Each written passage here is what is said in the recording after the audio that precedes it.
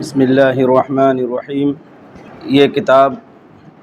جس کا نام ہے الاسلام الممتحن، یہ کتاب مولانا سید محمد الحسنی رحمۃ اللہ علیہ کی تصنیف کردہ ہے۔ یہ ان کے مقالات کا مجموعہ ہے۔ یہ مقالات انہوں نے مختلف زمانوں میں اور مختلف عرصوں میں تحریر کیے، ملک سے باہر عالم عربی کے رسالوں میں اور جرائد میں شائع ہوئے۔ ایک رسالہ یا ایک مجلہ جس کا نام المسلمون ہے، جو قاہرہ سے نکلتا تھا، اس میں 1954 میں سب سے پہلا مضمون شائع ہوا۔ اس کا عنوان تھا العالم الاسلامی علی مفترق الطرق۔ العالم الاسلامی علی مفترق الطرق، عالم اسلام چوراہے پر۔ مفترق الطرق کے معنی ہوتے ہیں چوراہا، یعنی عالم اسلام ایسی جگہ پہ کھڑا ہے کہ جہاں سے چاروں طرف راستے جاتے ہیں۔ اب اس کے لیے کشمکش کا موقع ہے، اس کے لیے ذہنی انتشار کا موقع ہے کہ کس طرف جائے اور کہاں سے اسے رہنمائی ملے۔ تو یہ پہلا مضمون صاحب کتاب نے لکھا، اور اس کتاب میں پہلا مضمون وہی ہے، العالم الاسلامی علی مفترق الطرق۔ اور سب سے آخری مضمون اس کتاب کا ہے حسن البنا فی محراب التاریخ۔ امام حسن البنا رحمۃ اللہ علیہ جو بڑے داعی تھے، بڑے قائد تھے اور اسلامی قافلے کے سپہ سالار تھے،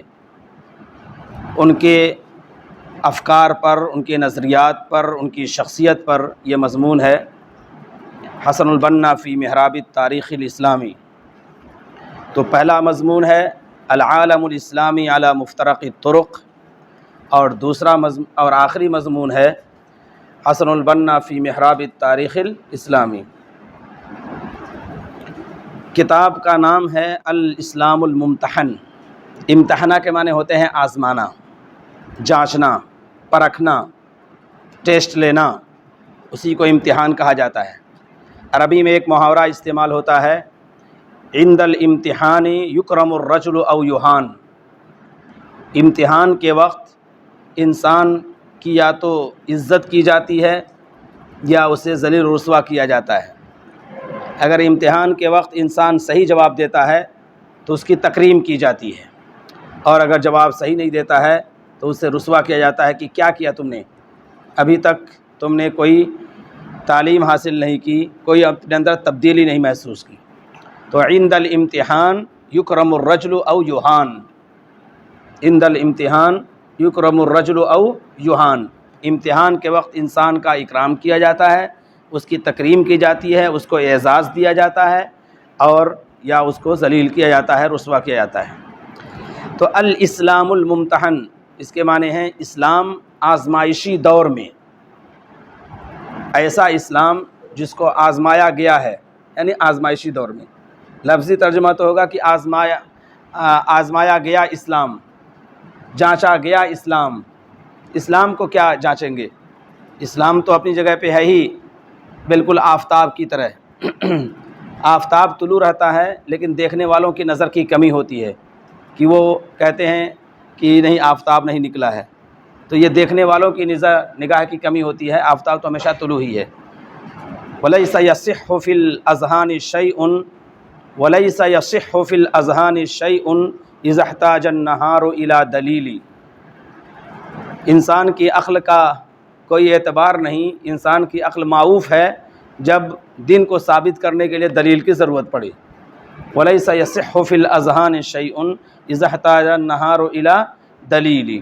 تو اسی طرح سے اسلام ایک تابندہ اور روشن آفتاب کی طرح ہے۔ ہر صاحب شعور اور صاحب علم اور صاحب فہم اور صاحب بصیرت اس کو محسوس کرتا ہے کہ اسلام ہے، زندہ ہے اور رہا ہے اور آئندہ بھی رہے گا، اللہ کے نظام کے تحت، اللہ کی قدرت کے تحت۔ لیکن اس پر نشیب و فراز مسلمانوں کی وجہ سے آتے رہے ہیں۔ مسلمان کبھی نشیب کے شکار ہوتے ہیں، کبھی فراز کے شکار ہوتے ہیں، کبھی عروج کے شکار ہوتے ہیں، کبھی زوال کے شکار ہوتے ہیں۔ تو ایسا محسوس ہوتا ہے کہ اسلام کو زوال ہوا، اسلام کو زوال نہیں، مسلمانوں کو زوال ہوا، مسلمانوں کو زوال ہوا ہے۔ تو مسلمانوں کے کردار کی وجہ سے ان کو زوال ہوا ہے، ورنہ ان کے لیے بھی اللہ تعالیٰ نے قیادت اور سیادت لکھ دی ہے، ان کے لیے بھی امامت کا منصب طے فرما دیا ہے، لیکن وہ صفات سے عاری ہوئے تو پھر ان کے ساتھ وہ باتیں آ گئیں۔ تو یہ کتاب الاسلام الممتحن، اس کا ترجمہ ہے اسلام آزمائشی دور میں، اسلام آزمائشی دور میں۔ آج کل ایک اسلام کا تذکرہ کیا جا رہا ہے MBS کی طرف سے کہ ریڈیکل اسلام، معتدل اسلام، اور بھی الگ الگ نام لیے جا رہے ہیں، جس میں اسلام کے حدود اور قصاص اور دیگر چیزوں کو گویا الگ کرنے کی کوشش کی جا رہی ہے، اور ایک معتدل اسلام کا نام جو ہر جگہ فٹ ہو سکے۔ اسلام تو بدلنے کے لیے آیا ہے، خود کسی کے ساتھ بدلنے کے لیے نہیں آیا ہے، لوگوں کو بدلنے کے لیے آیا ہے، لوگوں کو چینج کرنے کے لیے آیا ہے، نہ کہ اپنے آپ کو بدلنے کے لیے، اپنے وجود کو ختم کرنے کے لیے آیا ہے۔ تو اسی وجہ سے مولانا حالی کو وہ جملہ یاد رکھنا چاہیے کہ ہندوستان کی سرزمین اکال الامم ہے، ہندوستان کی سرزمین اکال الامم ہے، یعنی جتنی قومیں آئیں تمام کو یہ نگل گئی، تمام کو یہ کھا گئی، جتنی تہذیبیں آئیں، جتنی ثقافتیں آئیں، جتنے کلچرز آئے، جتنے سویلائزیشن آئے، تمام کو ہندوستان کی تہذیب نے اپنے اندر ضم کر لیا، الا المسلمین والاسلام، سوائے اسلام اور مسلمانوں کے، کہ اسلام اور مسلمان اپنی ثقافت کے ساتھ اور اپنے شعار کے ساتھ موجود ہیں، اور اللہ کے فضل سے تا قیامت اسی شان کے ساتھ رہیں گے۔ حضرت مولانا رحمۃ اللہ علیہ نے ایک موقع پر بورڈ کے اجلاس میں کہا تھا کہ ہندوستان کے مسلمانوں نے 2 فیصلے کیے ہیں، اور اللہ تعالیٰ نے ان فیصلوں کو قبول کیا ہے۔ ایک تو یہ کہ مسلمان یہیں رہیں گے، کہیں اور نہیں جائیں گے، ہندوستان کے مسلمان یہیں رہیں گے، کہیں اور نہیں جائیں گے، اور دوسرے فیصلہ یہ کیا ہے کہ ہندوستان کے مسلمان اپنی تہجد کے ساتھ رہیں گے، اپنے نمازوں کے ساتھ رہیں گے، اپنی اذانوں کے ساتھ رہیں گے، اپنی تکبیروں کے ساتھ رہیں گے، اپنے شعار کے ساتھ رہیں گے، اور اس چیز کو ان سے کوئی چھین نہیں سکتا ہے۔ پھر وہ کہتے تھے کہ ایک مطالبہ تو وہ ہے جو ہم حکومت سے کرتے ہیں کہ تم حکومت اسلام پر یلغار نہ کرو، لیکن دوسرا مطالبہ ہم اپنے مسلمان بھائیوں سے کہتے ہیں کہ آپ بھی اسلام کو نقصان نہ پہنچائیے، آپ بھی اسلام کو رسوا نہ کیجیے، آپ کی کمزوری اسلام کی رسوائی کی دلیل ہوتی ہے، اور آپ کی قوت و طاقت اسلام کی بلندی کی دلیل ہوتی ہے، لہٰذا آپ اچھے رہیں گے تو اسلام نیک نام ہوگا، اور آپ اگر برے ہوں گے تو اسلام بدنام ہوگا۔ خیر یہ تمہیدی باتیں تھیں، اس میں نے ذکر کر دی تاکہ کتاب کا موضوع سمجھ میں آ جائے۔ اسی وجہ سے الاسلام الممتحن، اسلام اس آزمائشی دور میں، اور اسلام اسلام اسلام یہی سب سے چیز ہے۔ اور وہ جملہ یاد رکھنا چاہیے حضرت عمر فاروق کا کہ بالاسلام اعزنا اللہ، اللہ نے ہم کو اسلام ہی سے عزت دی ہے، جو کچھ عزت ملی ہے اسلام ہی سے ملی ہے۔ پہلے کیا تھا آپ نے پڑھا اس سے پہلے، کنا ناکل الخنافس، کنا ناکل الجعلان، کنا ناکل الحیات، کنا ناکل العقارب، کنا ناکل المیتہ، ہم کیڑے مکوڑے کھاتے تھے، گبریلے کھاتے تھے، اور سانپ کھاتے تھے، اور جانور کھاتے تھے، ایسے جانور مردہ جانور کھاتے تھے، لیکن اللہ تعالیٰ نے ہم کو ہدایت دی۔ تو وہ اسلام، بالاسلام اعزنا اللہ، اسلام کے ذریعے اللہ تعالیٰ نے ہمیں عزت دی ہے۔ وَمَهْمَا ابْتَغَيْنَا الْعِزَّةَ بِغَيْرِ الْإِسْلَامِ أَذَلَّنَا اللَّهُ، اور جب ہم اسلام کو چھوڑ کر دوسری چیزوں کے ذریعے سے عزت کو حاصل کریں گے، اللہ ہم کو ذلیل کر دے گا، رسوا کر دے گا۔ اور ہوتا یہی ہے کہ جو لوگ شریعت اسلامی کو چھوڑ کر دنیاوی رسم و رواج میں پڑھتے ہیں، پھر وہ رسوا ہوتے ہیں، ذلیل ہوتے ہیں۔ وہ شادیاں مجھے یاد ہے اچھی طرح، بعض شادیوں میں میں خود شریک ہوا، اور بعض بڑے بڑے اکابر علماء شریک ہوئے، لیکن چند ہی دنوں کے بعد وہ شادیاں بالکل ختم ہو گئیں، ان میں طلاق واقع ہو گئی۔ کیوں ہوئی؟ کیونکہ انہوں نے دنیاوی زندگی کو ترجیح دی اور جہیز اور دیگر رسومات کو ترجیح دی، تو اس کا نتیجہ یہ ہوا کہ اللہ تعالیٰ نے اس کی نحوست برسا دی ان کے اوپر۔ تو اسلام کے علاوہ سے اگر عزت چاہی جائے گی، اسلام کے علاوہ سے اگر سربلندی چاہی جائے گی، تو اللہ تعالیٰ ذلیل کر دے گا۔ وَمَهْمَا ابْتَغَيْنَا الْعِزَّةَ بِغَيْرِ الْإِسْلَامِ أَذَلَّنَا اللَّهُ۔ آج کل ضرورت اس بات کی ہے کہ نوجوانوں میں اسلام پر اعتماد کو بحال کیا جائے۔ اعادۃ الثقۃ بالاسلام، یہ ایک موضوع ہے، برننگ ٹاپک ہے، ایک سلگتا ہوا موضوع ہے، قضیۃ ملتہبہ، ایسا موضوع ہے جو بالکل سلگ رہا ہے کہ اسلام پر اعتماد کو بحال کیا جائے۔ اور کیسے بحال ہوگا؟ کہ ہم شرح صدر کے ساتھ کہیں کہ ابی الاسلام لا اب لی سواہ اذا افتخروا بقیس او تمیمی، کہ میرا باپ اور میرا سرچشمہ اسلام ہے، اور اس کے علاوہ میرا کوئی سرچشمہ نہیں ہے۔ اذا افتخروا بقیس او تمیمی، جب لوگ اپنے قبیلوں پر، اپنے خاندانوں پر، اپنے کنبوں پر، اور اپنی فیملیز پر، اپنی پارٹیوں پر، اور اپنے نعروں پر اعتماد کریں اور اس کا سہارا لیں، ابی الاسلام لا اب لی سواہ اذا افتخروا بقیس او تمیمی۔ تو اسلام اسلام اسلام، یہ ہے بنیادی چیز۔ جو ہمارے اندر جاگزی ہونی چاہیے۔ اسلام کو جو من حیث العقل ہم غور کریں گے تو پھر اسلام ہمارے رگ و ریشے میں پیوست ہو جائے گا۔ ابھی تک تو معاملہ یہ ہے کہ ہم موروثی مسلمان ہیں، ہمارے باپ دادا مسلمان تھے تو ہم بھی مسلمان ہو گئے، آبائی مسلمان ہیں، لیکن جب ہم شرح صدر کے ساتھ دلائل کی بنیاد پر اسلام کو پڑھیں گے اور جانچیں گے تو سمجھ میں آئے گا کہ واقعتاً یہی ایک چیز ہے کہ جو ہماری سربلندی کا اور ہماری عزت و شرف کا ذریعہ ہے۔ تو الاسلام، اس کتاب کا مقصد بھی یہی کہ اسلام مسلمانوں کی کمزوریوں کی وجہ سے آزمائشی دور میں ہے، لہذا مسلمانوں اپنی کمزوریاں دور کر لو، اسلام بھی نکل آئے گا اس آزمائشی دور سے۔ الاسلام الممتحن، امتحن یمتحن، اسلام آزمائشی دور میں، اسلام آزمائشی دور میں۔ چلیے، الاستاذ محمد الحسنی، میں نے بتایا تھا اس سے پہلے، آج پھر ذکر کر دیتا ہوں کہ 1935 میں مولانا سید محمد الحسنی رحمۃ اللہ علیہ کی پیدائش ہوئی ہے۔ حضرت محتمم صاحب دامت برکاتہم وطال اللہ بقاہ، ان کی پیدائش ہے 1934 کی، 1934 کی، ان کی پیدائش ہے 1935 کی، اور اس سے پہلے مولانا واضح رشید صاحب تھے، ان کی پیدائش ہے 1932 کی، اور حضرت مولانا رابع صاحب تھے، ان کی پیدائش 1929 کی تھی۔ تو اس طرح سے 29، 32، 34 اور 35، تو یہ عناصر اربعہ تھے۔ حضرت مولانا رحمۃ اللہ علیہ نے جو قافلہ تیار کیا تھا، جو ایک نسل تیار کی تھی، اس کے 4 بنیادی پلرز تھے، 4 ستون تھے، جن میں سے ایک بقیت السلف موجود ہیں۔ اللہ تعالیٰ انہیں عافیت نصیب فرمائے اور صحت کاملہ نصیب فرمائے۔ تو 1935 میں مولانا سید محمد الحسنی رحمۃ اللہ علیہ کی پیدائش ہوئی، اور 1979 میں 1979 میں ان کی وفات ہوئی ہے، ان کا انتقال ہوا ہے۔ اس طرح سے 44 سال کی پوری عمر ان کو ملی، 44 سال کی عمر ان کو ملی، اور اس مختصر عمر میں انہوں نے 1955 میں تعمیر حیات الباس الاسلامی جاری کیا، 1955 میں الباس الاسلامی جاری کیا، اور 1963 میں تعمیر حیات کے اولین مدیر رہے، 1963 میں تعمیر حیات کے اولین مدیر رہے، اور کئی کتابیں جیسے حضرت مولانا محمد علی مونگیری رحمۃ اللہ علیہ کی سوانح، سیرت مولانا محمد علی مونگیری، انہی کے قلم سے لکھی ہوئی ہے، اور حضرت مولانا کی کئی کتابوں کے انہوں نے ترجمے کیے۔ نبی رحمت جو آپ کے سامنے موجود ہے، اردو ورژن یا اردو ایڈیشن، اس کا اصلاً تو وہ عربی میں تھی السیرۃ النبویہ کے نام سے، لیکن اس کو اردو میں انہوں نے منتقل کیا۔ الصراع بین الفکرۃ الاسلامی والفکرۃ الغربیہ، معرکہ ایمان و مادیت، نہیں، الصراع بین الایمان والمادیہ، یہ عربی میں تھی، اردو میں منتقل کیا۔ پچھلے سال یہاں مہد القرآن کے طلبہ نے مطالعہ تصنیفات مولانا سید محمد الحسنی کے نام سے ایک رسالہ نکالا تھا، اس میں ان کی خدمات اور ان کی تصنیفات، عربی تصنیفات، اردو تصنیفات اور ان کے ترجمے، ان تمام کی تفصیلات موجود ہیں، کہیں ملے تو اس کو دیکھ لیجئے ایک نظر، تاکہ صاحب کتاب سے مکمل طور پر واقفیت ہو جائے،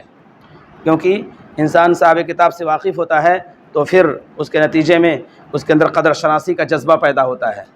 اور قدر شناسی کے نتیجے میں پھر دعا کی توفیق ہوتی ہے۔ اور یاد رکھیے کہ جس سے بھی آپ استفادہ کریں اس کے لیے دعا ضرور کریں۔ ہم نے سنا ہے حضرت مولانا رحمۃ اللہ علیہ نام لکھ کے اپنے بزرگوں کے لیے دعائیں کرتے تھے، یعنی جتنے محسنین ہیں شروع سے لے کر اب تک، ان تمام کے لیے دعائیں کرتے تھے۔ تو اور سورہ یاسین پڑھتے تھے، اور پھر اس کے بعد بزرگوں کے لیے، اپنے محسنین کے لیے دعائیں کرتے تھے۔ آپ کے اساتذہ جو ہیں جن سے آپ پڑھتے ہیں، یا اور بھی جو محسنین ہیں، والدین ہیں، ان کے لیے بھی روزانہ بلا ناغہ ہر نماز میں اور خاص اوقات میں جو اللہ تعالیٰ توفیق دیتا ہے نوافل پڑھنے کی، اس میں بھی دعا ضرور کرنی چاہیے۔ جب انسان دعا کرے گا ان کے لیے تو پھر اللہ تعالیٰ کہیں گا وَلَكَ مِثْلَهُ، وَلَكَ مِثْلَهُ، تمہارے لیے بھی وہی ہے، اور پھر آگے بڑھتے چلے جاؤ، پڑھتے جاؤ اور چڑھتے جاؤ۔ تو سب سے پہلے اسلام الممتحن یہ کتاب شروع ہوتی ہے، مقدمہ دیکھ لیتے ہیں، بین یدی کتاب، یہ پیش لفظ ہے، مقدمہ تو حضرت مولانا رحمۃ اللہ علیہ کے قلم سے ہے، اور یہ پیش لفظ ہے۔ ھذا الکتاب تعود قصته الى ابریل سنۃ 54 و900 و1000۔ بین یدی الکتاب کا مطلب ہے پیش لفظ، پیش لفظ۔ ھذا الکتاب،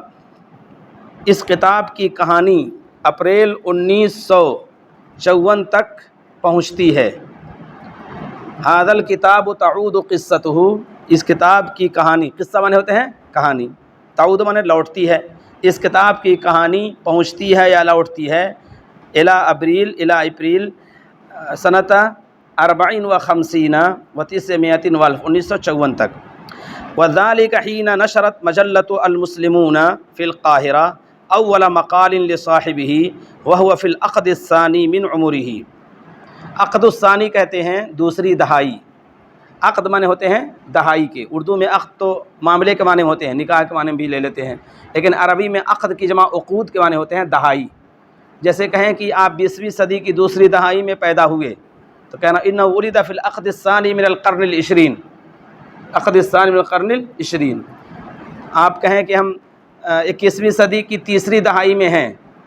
تو نحن الآن فی العقد الثالث من القرن الحادی والعشرین،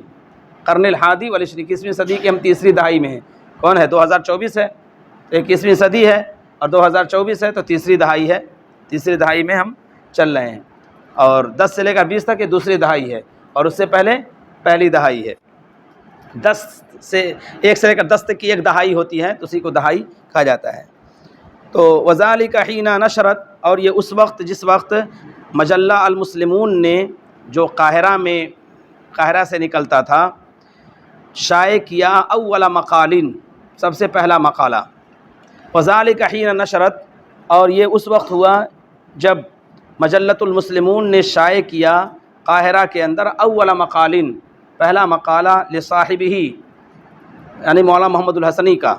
لصاحبہ سے مراد مولانا محمد الحسنی کا پہلا مقالہ شائع کیا، وہو فی العقد الثانی من عمرہ، اور وہ اپنی عمر کے دوسرے مرحلے میں تھے، دوسری دہائی میں تھے، تحت عنوان العالم الاسلامی علی مفترق الطرق، اس عنوان کے تحت کہ عالم اسلامی چوراہے پر، عالم اسلامی چوراہے پر،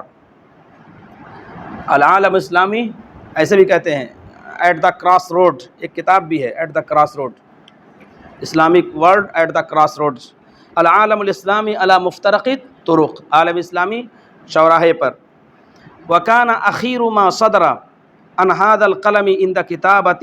هذه السطور مقالة عن الامام الشہید تحت عنوان حسن البنا فی محراب التاریخ الاسلامی، اور اس قلم سے سب سے اخیر میں نکلنے والا، وکان اخیر ما صدر عن هذا القلم، اس قلم سے سب سے اخیر میں نکلنے والا، عند کتابت هذه السطور، ان تحریروں کے لکھے جانے کے وقت، ان سطروں کے لکھے جانے کے وقت، اس قلم سے سب سے اخیر میں نکلنے والا ان سطروں کے لکھے جانے کے وقت، مقالتاً، یہ کانا کی خبر ہے، وہ مقالہ ہے جو امام شہید کے بارے میں ہے، تحت عنوان حسن البنا فی محراب التاریخ، حسن البنا اسلامی تاریخ کے آئینے میں، اسلامی تاریخ کے آئینے میں، اور اسی قلم سے سب سے اخیر میں نکلنے والا، سب سے اخیر میں نکلنے والی تحریر ان سطور کے لکھتے وقت وہ مقالہ ہے جو امام شہید کے بارے میں ہے، اور وہ حسن البنا فی محراب التاریخ کے عنوان سے ہے۔ وہی ضریبۃ حب احببت ان ادفعها وان تأخرت راضیا مسرورا، اور یہ ایک محبت نامہ ہے۔ ضریبۃ حب معنی ہوتے ہیں محبت کا وظیفہ، ضریبہ کے معنی ہوتے ہیں حق، محبت کا حق ہے، جیسے کہیں ضریبۃ الوفا، وفاداری کا حق، ضریبۃ الامانہ، امانت کا حق، تو یہ محبت نامہ ہے، ایک محبت کا حق ہے۔ احببت، میں نے چاہا، ان ادفعها، کہ اس میں حق کو ادا کروں، اس حق کو میں ادا کروں، میں نے چاہا کہ میں اس حق، یہ ایک محبت نامہ ہے یا محبت کا حق ہے جس کو میں نے چاہا کہ میں اس کو ادا کروں۔ وَإِن تَأَخَّرَتْ، اگرچہ تاخیر ہی سے صحیح، وَإِن تَأَخَّرَتْ ضریبۃ، ضریبہ اس کا فاعل ہوگا، وَإِن تَأَخَّرَتْ ضریبۃ حب، اگرچہ تاخیر ہی سے صحیح، راضیا مسرورا، خوش ہو کر اور راضی ہو کر، خوش ہو کر اور راضی ہو کر، اور یہ ایک محبت نامہ ہے یا محبت کا حق ہے، میں نے چاہا کہ میں اس کو ادا کروں اگرچہ تاخیر ہی سے صحیح، وَإِن تَأَخَّرَتْ، اگرچہ تاخیر ہی سے صحیح، راضی ہو کر اور خوش ہو کر۔ وَمَعَ ذَلِكَ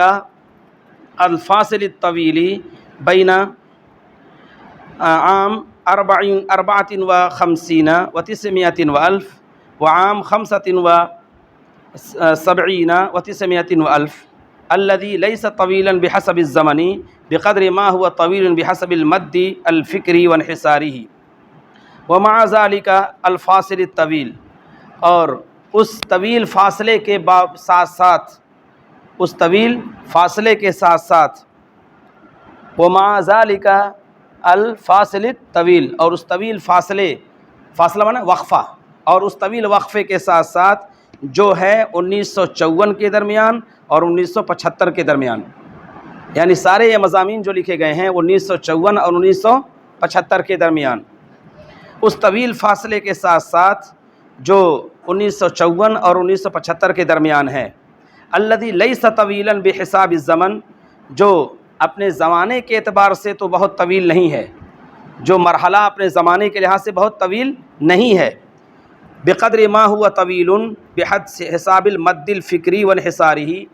مد الفکری کہتے ہیں فکری عروج، وانحصار اور فکری زوال، فکری عروج اور فکری زوال، جتنا وہ یعنی زمانے کے اعتبار سے وہ زمانہ طویل نہیں ہے، زمانے کے اعتبار سے 54 سے لے کر 75 کا زمانہ زیادہ طویل نہیں ہے، جبکہ وہ فکری عروج اور زوال کے اعتبار سے طویل ہے۔ بقدر ما ہوا طویل، بنسبت اس کے، بنسبت کہیں گے بنسبت اس کے کہ وہ طویل ہے، بحساب المد الفکری، فکری عروج کے لحاظ سے، وانحصارہ اور اس کے زوال کے لحاظ سے، کیونکہ ابتدا میں انسان جو مضمون لکھتا ہے اس کی مضمون کی حیثیت بالکل ابتدائی مضمون کی ہوتی ہے، یعنی 1954 میں انہوں نے لکھا، 34 کی پیدائش ہے تو 54 سے لے کر 44 اور 44 سے لے کر پھر 54، تو کتنے سال ہوئے؟ 20 سال میں۔ اب 20 سال میں انہوں نے 54 میں 55 میں الباس نکالا ہے، گویا کہ 21ویں سال میں، تو پہلا مضمون جو ان کی عمر میں ان کے قلم سے نکلا وہ 1954 میں ہے، تو 20 سال کی عمر میں ایک مضمون ہے، اور ایک مضمون 1975 میں ہے، اسی سے تقریباً 20 سال اور بڑھا دیجئے، 54 گویا کہ 40 سال کے اندر ہے، تو 20 سال کے مضمون اور 40 سال کے مضمون میں فرق ہوگا، ذہنی ارتقاء کے لحاظ سے، ذہنی صلاحیتوں کے لحاظ سے، فکری صلاحیتوں کے لحاظ سے، تو ہی کہہ رہے ہیں کہ مع ذلک الفاصل، اس طویل فاصلے کے ساتھ ساتھ جو 1954 اور 1975 کے درمیان ہے، جو زمانے کے اعتبار سے طویل نہیں ہے، بنسبت اس کے کہ وہ طویل ہے فکری عروج کے لحاظ سے اور زوال کے لحاظ سے۔ جاءت هذه المقالات او الافتتاحیات التي نشرت فی مجلۃ البعث الاسلامی فی اوقات متفاوتہ، یہ مقالات یا یہ اداریے، افتتاحیات سے مراد اداریے، افتتاحیہ جو لکھتے ہیں کسی پرچے میں اس کو اداریہ کہتے ہیں، افتتاحیہ کہتے ہیں، یہ مقالات یا یہ اداریے جو نشر کیے گئے، شائع کیے گئے مجلہ البعث الاسلامی میں، جاءت فی اوقات متفاوتہ، مختلف اوقات میں سامنے آئے، جاءت پہلے موجود ہوا، کہ یہ اداریے یا یہ مقالے جو مجلہ البعث الاسلامی میں شائع کیے گئے، یہ مختلف اوقات میں سامنے آئے، وتنوعت موضوعاتها وظروفها وملابستها، اور اس کے موضوعات بھی الگ الگ ہیں، اور اس کے ماحول بھی الگ الگ ہے، اور اس کے اثرات بھی الگ الگ ہیں، ملابسات کہتے ہیں اثرات کے،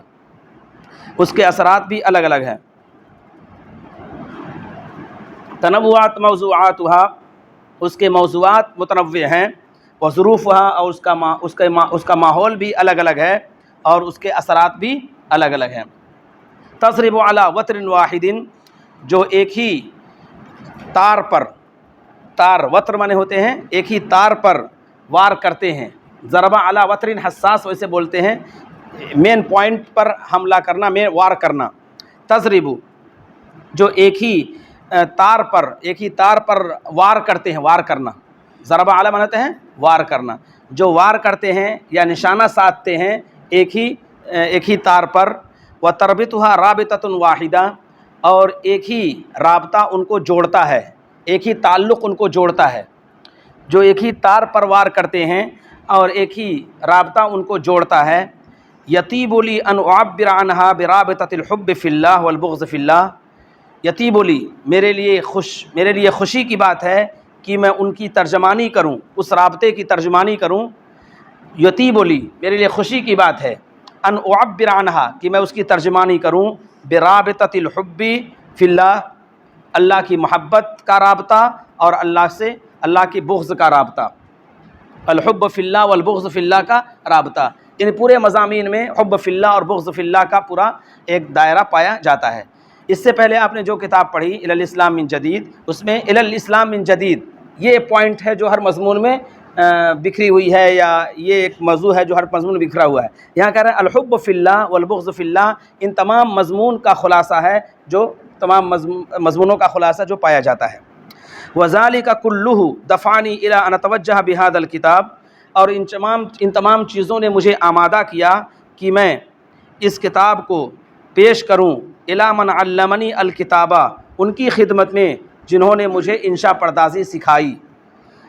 وذالک کلہ، اور ان تمام چیزوں نے، دفعنی معنی ہوتے ہیں مجھے آمادہ کیا، دفع یدفع ہوتے ہیں آمادہ کرنا، ان تمام چیزوں نے مجھے آمادہ کیا کہ میں اس کتاب کو پیش کروں الی من علمنی الکتابہ، اس شخصیت کے حضور یا اس شخصیت کے نام جس نے مجھے انشاء پردازی سکھائی، وانشأ فی نفسی، اور میرے دل کے اندر پیدا کیا، الی جانب والدی رحمہ اللہ، میرے والد محترم کے ساتھ ساتھ، میرے والد محترم کے ساتھ ساتھ، یعنی پہلا میرے اوپر احسان تو والد محترم کا ہے، اور دوسرا احسان دوسری شخصیت ان کا نام لے رہے ہیں۔ وانشأ فی نفسی، اور میرے دل کے اندر پیدا کیا، الی جانب والدی رحمہ اللہ، میرے والد محترم کے ساتھ ساتھ، الی جنبی حب ہذہ اللغۃ الکریمہ، اس عظیم یا اس شریف لغت، اس شریف زبان کی محبت کو میرے اندر پیدا کیا، وحب اہلہا، اور زبان والوں کی محبت کو پیدا کیا، وحب الاسلام والمسلمین، اور اسلام اور مسلمانوں کی محبت کو پیدا کیا، والاہتمام بشؤون العالم الاسلامی الفکریہ والاجتماعیہ والسیاسیہ، اور عالم اسلامی کے فکری، معاشرتی اور سیاسی مسائل پر توجہ دینے کی صلاحیت پیدا کی۔ اہتمام معنی ہوتے ہیں توجہ دینا اور اس کا خیال رکھنا۔ والاہتمام، اور عالم اسلام کے فکری اور معاشرتی اور سیاسی معاملات پر توجہ دینے کی صلاحیت میں اندر پیدا کی۔ ہوا عمنا، وہ ہمارے عم محترم ہیں، وہ ہمارے چچا ہیں، سماحت الشیخ ابی الحسن علی الحسنی الندوی، حضرت مولانا سید ابو الحسن علی الحسنی الندوی۔ ایک بار اور سن لیجیے، وذالک دفعنی، اور اسی چیز نے مجھے آمادہ کیا کہ میں اس کتاب کو پیش کروں اس شخصیت کے حضور جس نے مجھے انشاء پردازی سکھائی، وانشأ فی نفسی، اور میرے نفس کے اندر پیدا کیا، الی جنب والدی، میرے والد محترم کے ساتھ ساتھ۔ ان کے والد محترم کا کیا نام ہے؟ مولانا ڈاکٹر سید عبدالعلی، سید عبدالعلی، اسپتال جن کے نام سے موسوم ہے۔ اور میرے نفس کے اندر پیدا کیا میرے والد محترم کے ساتھ ساتھ اس شریف زبان کی محبت کو، اور اس کے بولنے والے کی محبت کو، اور اسلام اور مسلمانوں کی محبت کو، اور عالم اسلام کے فکری، معاشرتی اور سیاسی مسائل پر توجہ دینے کو۔ وہ عمنا، اور وہ ہمارے عم محترم ہیں، سماحت الشیخ ابو الحسن علی حسن الندوی اطال اللہ بقاءہ، یعنی جب انہوں نے لکھا تھا اس وقت حضرت مولانا حیات تھے، تو اطال اللہ بقاءہ انہوں نے لکھ دیا ہے، اور آج کل ہم کہیں گے رحمہ اللہ رحمتاً واسعہ۔ فتفضل مشکورا بتقدیم ھذا الکتاب، تو انہوں نے اس کتاب کا مقدمہ لکھا۔ تفضل مشکورا یعنی بہت ہی کرم کرتے ہوئے انہوں نے مقدمہ لکھا، تو انہوں نے اس کتاب کا مقدمہ لکھا۔ تفضل مشکورا بتقدیم ھذا الکتاب، انہوں نے اس کتاب کا مقدمہ شکریہ کے ساتھ لکھا یا کرم کرتے ہوئے لکھا۔ واللہ تعالی اسأل ان ينفع به کاتبہ وقاریہ، اور اللہ تعالیٰ سے میں سوال کرتا ہوں کہ اس کے ذریعے سے لکھنے والے کو اور پڑھنے والے کو فائدہ پہنچائے۔ اللہ سے میں سوال کرتا ہوں کہ اس کے ذریعے سے لکھنے والے پڑھنے والے کو فائدہ پہنچائے۔ وَيَجِدَ فِيهِ الشَّابُ الْمُسْلِمُ الْحَائِرُ مَا يُعِيدُ ثِقَتَهُ بِهَذَا الدِّينِ، اور مسلمان نوجوان اس کے اندر پائے، مسلمان اور حیران نوجوان، مسلمان الحائر مانتے ہیں حیران و پریشان نوجوان، الحائر مسلمان حیران و پریشان نوجوان اس کے اندر پائے، ما یعید ثقتہ، وہ چیز جو اسلام پر یا دین پر اس کے اعتماد کو بحال کرے، جو دین پر اس کے اعتماد کو بحال کرے۔ اعاد الثقۃ بالاسلام یا بالدین کہتے ہیں دین پر اعتماد کو بحال کرنا، اور حیران و پریشان نوجوان مسلمان اس کے اندر پائے، جو ایسی چیز پائے جو اس کے اعتماد کو اس دین پر بحال کرے۔ وَيُقَوِّيَ ایمانہ باللہ، اور اللہ پر اس کے ایمان کو طاقتور بنائے۔ وَيَشْرَحَ صَدْرَهُ لِلْإِسْلَامِ اور اسلام کے لیے اس کے سینے کو کھول دے، اور اسلام اور اس کے ایمان کو اللہ پر طاقتور کرے اور اسلام کے لیے اس کے سینوں کو کھول دے۔ وَيُثَبِّتَ أَقْدَامَهُ اور اس کے قدموں کو جما دے، یثبتا نہیں بلکہ یثبتا، اور اس کے قدموں کو جما دے، فی شراع الحق والضلال حق اور گمراہی کی کشمکش میں، حق اور گمراہی کی کشمکش میں، والنور والظلام اور نور اور تاریکی کی کشمکش میں۔ وقفۃ قد یقفها القاری حین لا یرى فی هذه المقالات وقد كتبت في ادق فترة واحرجها في تاریخ هذه الامة الحدیث انعکاسا لهذه الحوادث ودراسة لهذه الاوضاع وتفسيرا لهذه التطورات التي شهدتها ارض النیل۔ اب ایک نئی بات کہنا چاہتے ہیں، سرزمین مصر پر بعض ایسے حادثات پیش آئے قومیت عربیہ کے یا اور دیگر مسائل کے، جس سے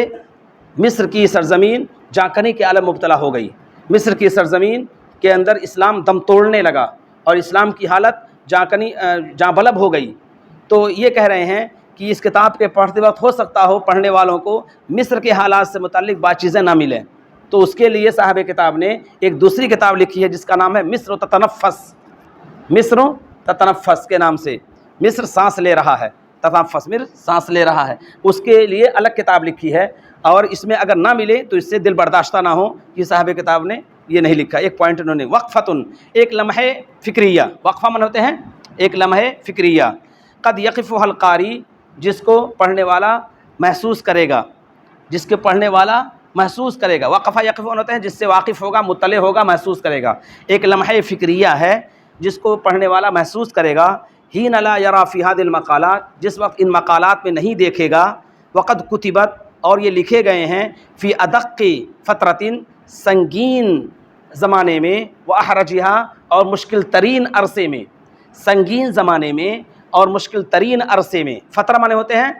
زمانہ اور عرصہ، ادق من ہوتے ہیں سنگین کے، احرج من ہوتے ہیں مشکل ترین، اور یہ مقالات لکھے گئے ہیں مشکل ترین اور سنگین زمانے میں، فی تاریخ هذه الامت الحدیث اس امت کی نئی تاریخ میں، حدیث صفت ہے یہ تاریخ کی، اس امت کی نئی تاریخ میں۔ اب انعکاساً یہ مفعول ہے حین لا یرا، حین لا یرا کا، کہ ایک لمحہ فکریہ ہے جس کو قاری محسوس کرے گا جس وقت ان مقالات میں نہیں دیکھے گا، اور وہ لکھے گئے ہیں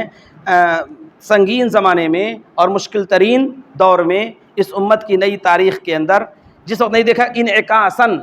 عکس نہیں دیکھے گا، انعکاساً لہذه الحوادث ان حادثات کا عکس نہیں دیکھے گا، ان حادثات کی جھلک نہیں دیکھے گا۔ انعکاس ملتے ہیں جھلک کے اور عکس کے،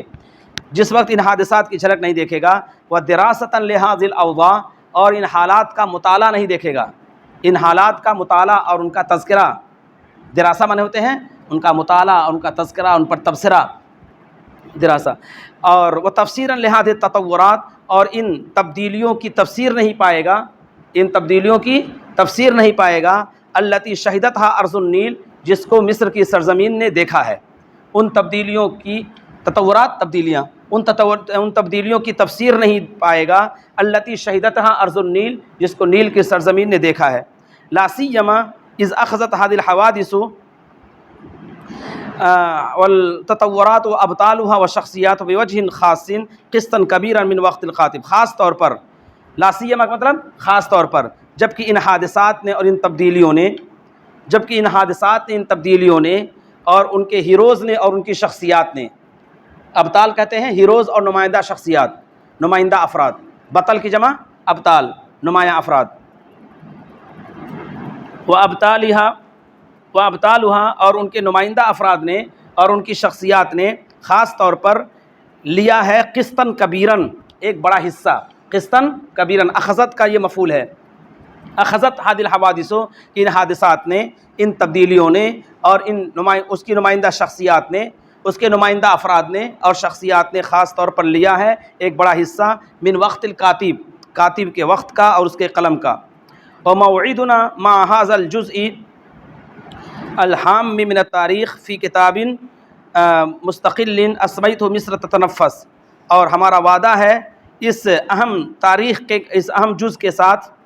وموعدنا اور ہمارا وعدہ ہے، ہمارا وعدہ ہے مع هذا الجزء الہام من التاریخ، تاریخ کے اس اہم حصے کے ساتھ، فی کتاب مستقل، مستقل کتاب کے اندر، اسمیتہ جس کا میں نے نام